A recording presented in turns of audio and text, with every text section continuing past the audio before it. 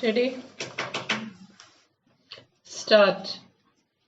The next set of statutory provisions which would be required to be noticed at this stage are those to be found in the Sports Act 2007. The preamble of the Sports Act 2007 makes it clear that it has been enacted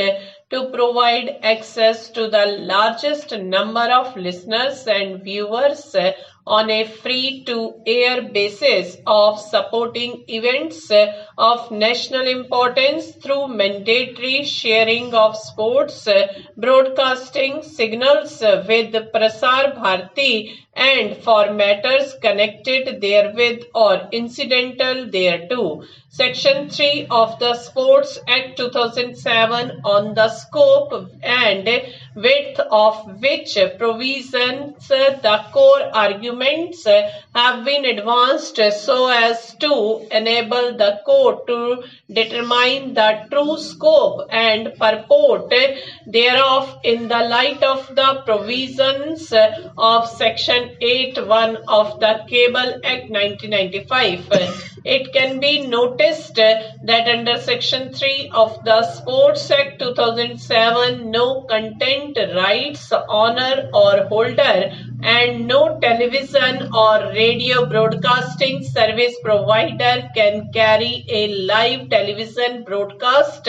on any cable or DTH network or radio commentary broadcast in India of supporting events of national importance unless it simultaneously shares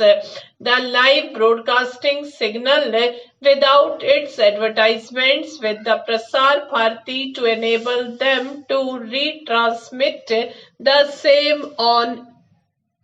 terrestrial networks and direct-to-home networks in such manner and on such terms and conditions may be specified.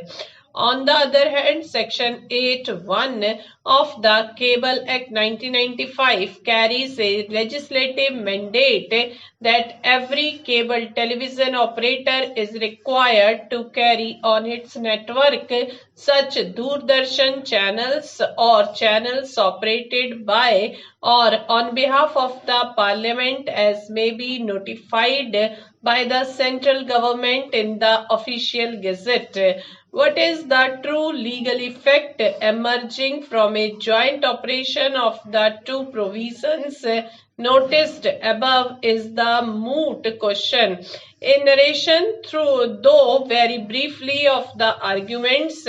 advanced may now be made. As the High Court in the order under challenge has recorded the submissions or advanced on behalf of the rival parties in detail, and as the arguments advanced before us are essentially in reiteration, a brief recapitulation of what was argued before us will suffice. The learned Attorney General, who has argued the case of the appellant in the main, has submitted that the object behind the creation of the Prasar Bharati was to enhance leadership. The object of the Prasar Bharati Act 1990, it is argued, is to reach the maximum number of citizens and provide access to the news and information to citizens living in the remote villages and hamlets of the country. Similarly, the object behind the enactment of the Sports Act 2007 is to provide access of supporting events of national importance to largest number of listeners and viewers on free-to-air basis.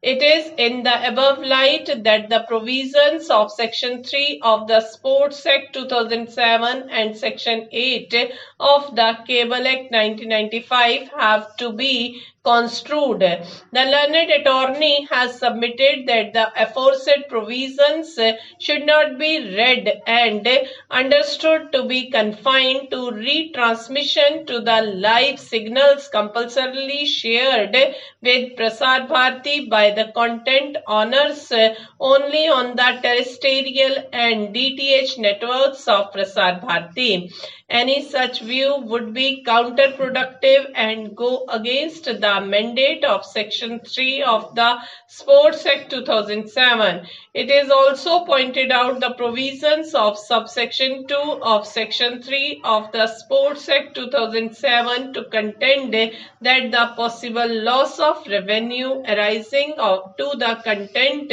rights holder due to mandatory requirement of sharing live feeds with the Prasar Bharati has been adequately taken care of by the scheme of arrangement of revenue contained in subsection 2 of section 3 of the Sports Act 2007. It is urged that it is in the light of the above that the provisions of Section 8 of the Cable Act 1995 have to be construed.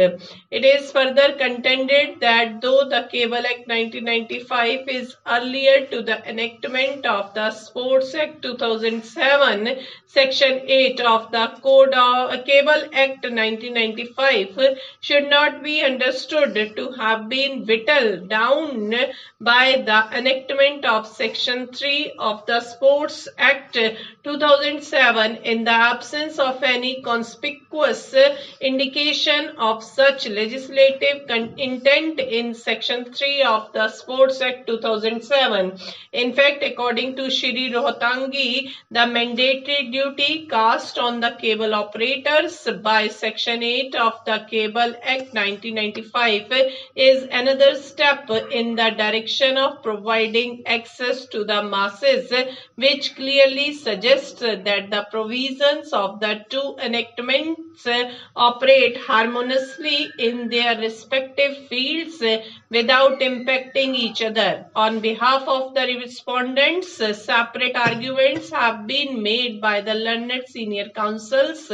appearing for the Star India Private Limited and learned senior counsel appearing for the BCCI. Stop.